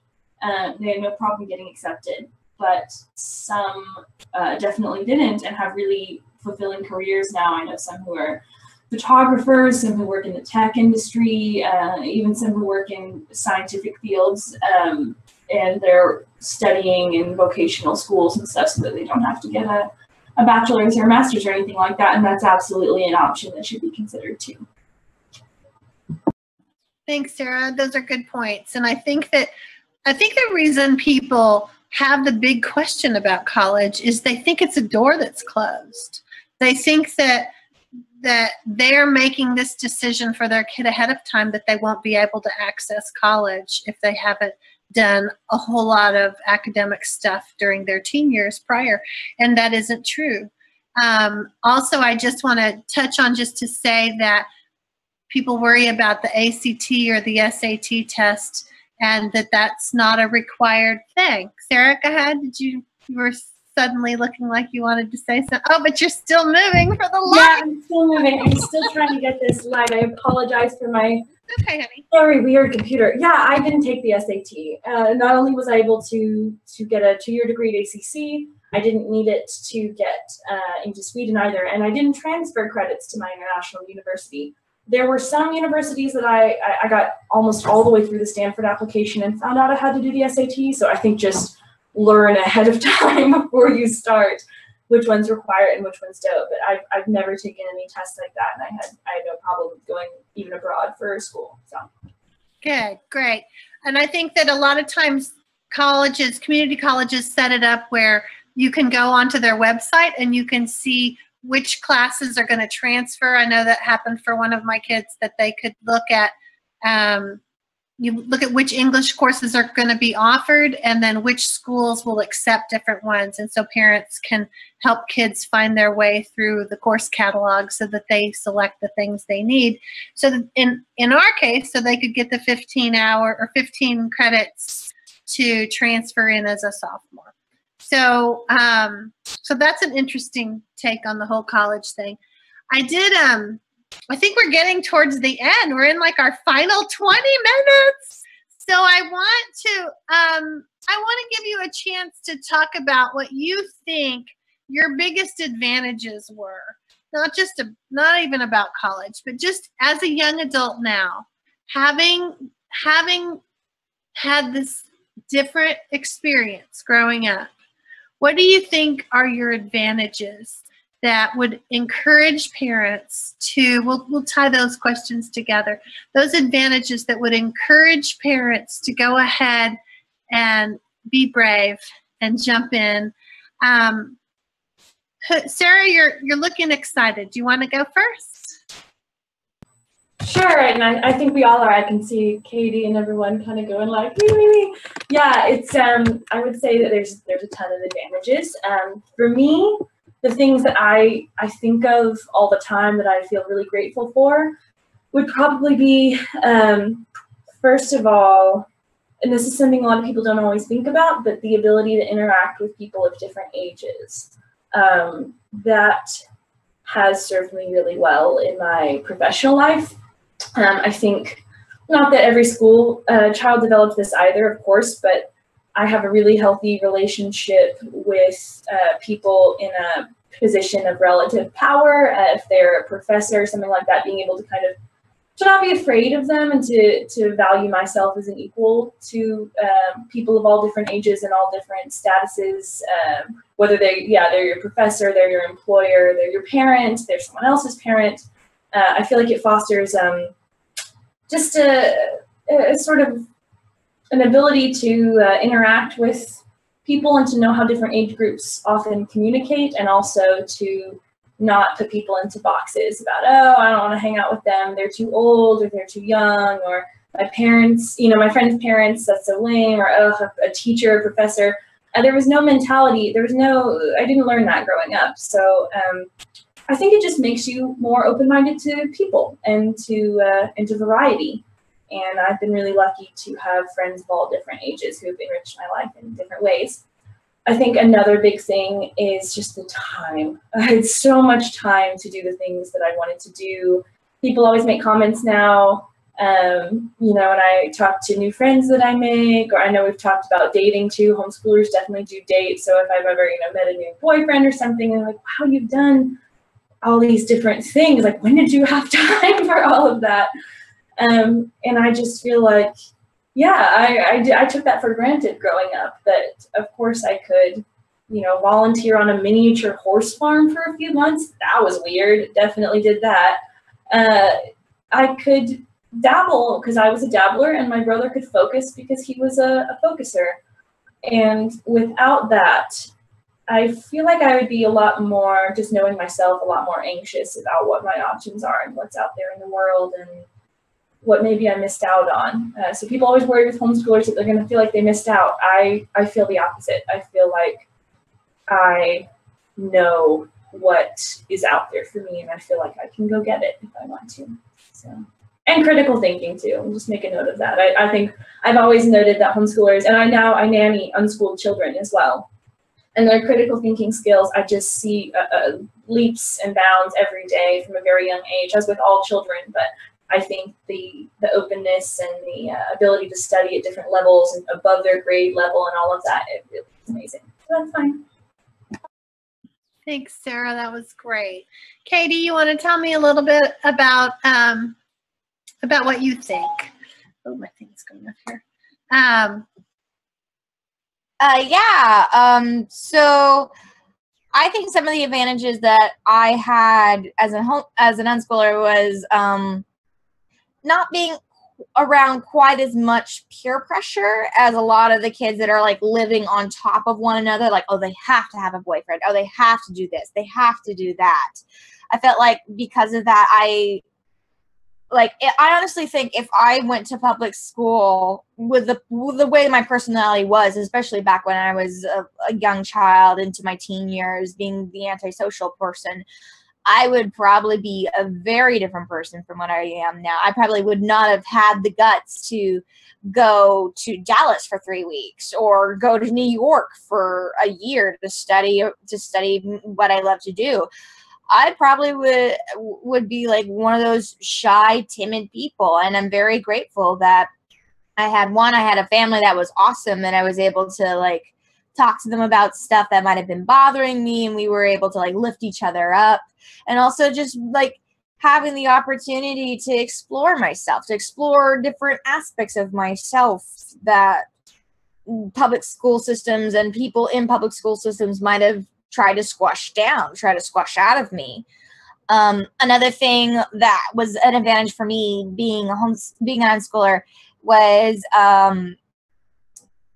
it got me to explore more of like real life opportunities. Like I was able to get a job at 16 and learn, like start making money and start being able to pay for my own things. Like I like going to different anime conventions or paying for classes for acting or vocal lessons and stuff like that. And so I felt like I was more prepared for real life as a homeschooler than I probably would have been. I would have been more, if I went to public school, I would have been more prepared to like sit at a desk for copious amounts of hours. And that's not life. Life is going out and getting your hands dirty and learning new things about yourself, learning what works, learning what doesn't work, and trying new things. And sometimes you fail at stuff, and that happens. That is life. And you learn to pick yourself. I feel like I learned to really pick myself up, dust myself off, and go, okay, let's hit it again.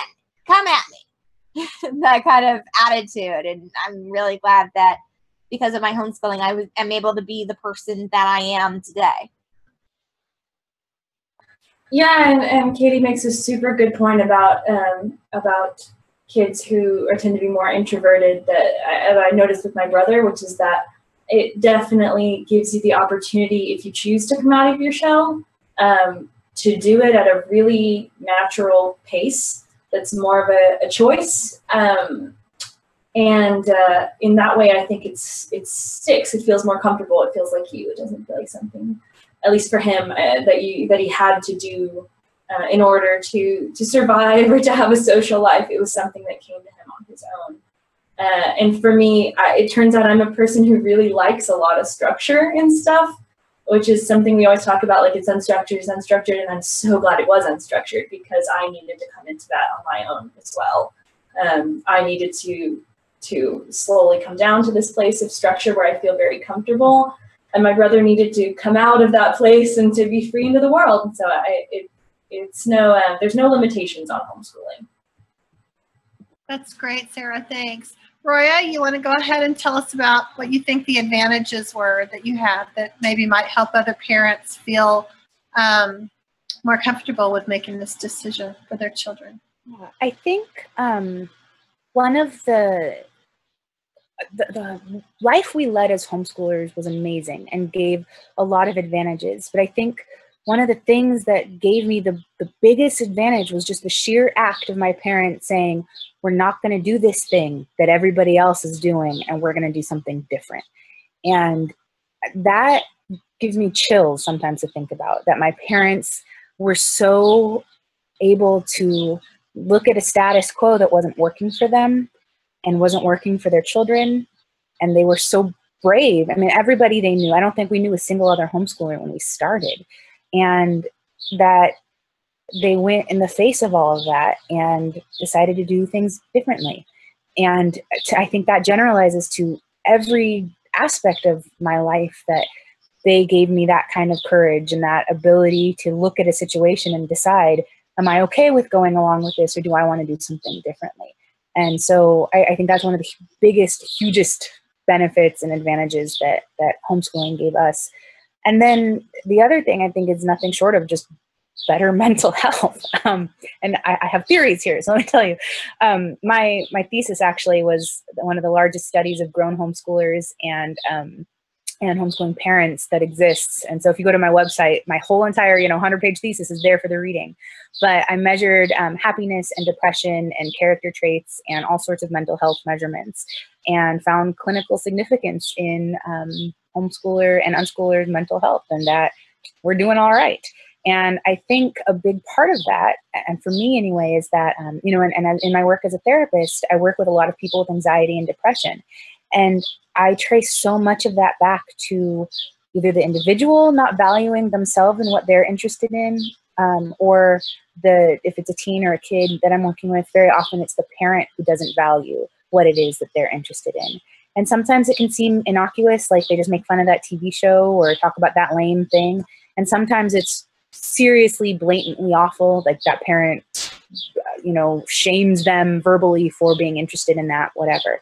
And I see a really, really distinct connection between a person's depression or anxiety and their parent putting down their interests. And I think homeschoolers are so the opposite of that. They're so invested in helping support and build up their child's interests.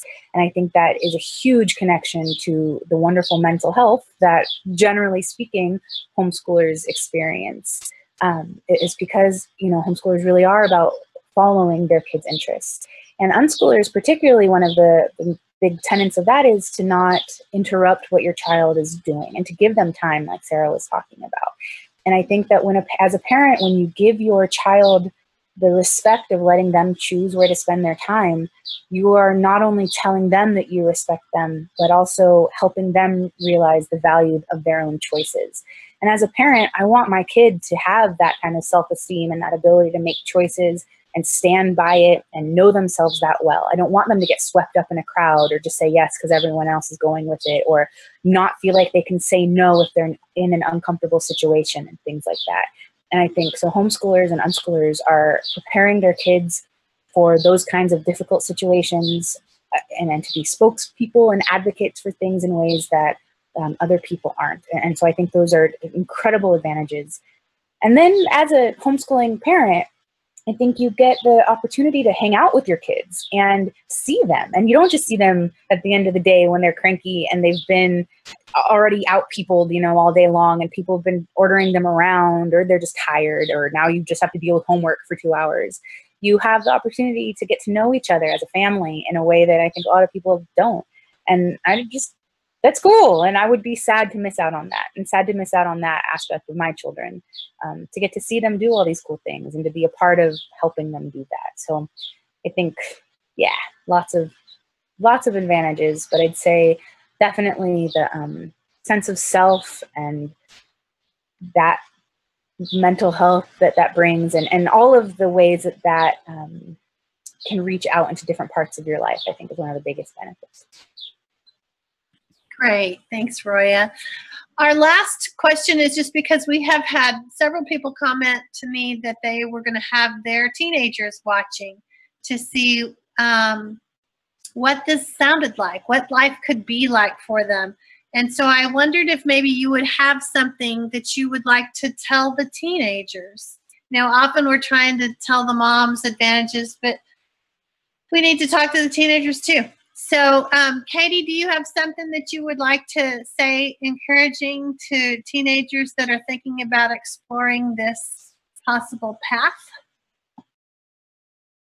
Yeah, I would say the best thing for the teenagers out there, the best thing you could do is check everything out. Don't leave any stone unturned. If you're interested in something, delve into it further, because who knows, that might turn into something. Like, I've had friends who were like serious gamers, and then they went on into the gaming industry. Like, my ex-boyfriend, he was really into WoW, and now he was working at Blizzard for quite a few years, which was really cool. So just like follow your passions, and if you really love something, there might be a career in it. Who knows? And then for parents, two things. One, relax. You're not going to break your kid. Kids are actually very, very durable, so you don't have to worry about that. And then the next thing I would probably say, kind of touching on what Roya was talking about, try not to like push them too much. Like, my mom and I were talking earlier that I was very, very resistant to learning how to read as a young child. I was just like, no, I don't want to do it. I don't want to do it. I would dig my heels, and we would butt heads constantly. And then finally one day my mom was just like, fine, you'll learn on your own. And then all of a sudden I get up, I pick up a stack of books, and I'm like, Mom, can I go upstairs and read these by myself? I want to teach myself how to read. And she's like, okay, sure. And I would come down every few minutes or so with these kids' books that I read, and I'd be like, I finished this one. Look at this book I can read now. And so, yes, they'll learn it at their own pace. And so don't feel like they need to learn it now. They need to learn it now. So just relax and let it happen on its own time. Great. Thanks, Katie. Sarah, you want to add something? Yeah, I do. So I think for my brother and I, we're pretty exemplary of two very different types of homeschooler. The one being more, my brother was a lot more like Katie, and he just refused to do stuff for a long time, and then one day he would just do it, and he'd be amazing at it. I also didn't learn to read for a really long time, and then I became an English major. You know, that stuff changes. You need to come into that on your own, and I really believe that. But if you are feeling like me, and you're feeling like, or how I was, which is kind of wondering if you do need structure, if you're doing well enough, or if you are, meeting the needs of society, if you're at your peers' level who are in school. I had a lot of anxieties about that. Looking back on it, I wish I had told myself to just chill out a little bit. I'm so glad for all of the opportunities I had. I also was glad that I got to experience that anxiety, because that anxiety, what it was a lot of my drive. Not so much the anxiety part. Anxiety is not good, but just that thing inside me that wanted to do, that wanted to know, that felt very motivated, was looking for opportunities and structure. That needed to find its path the way that it did.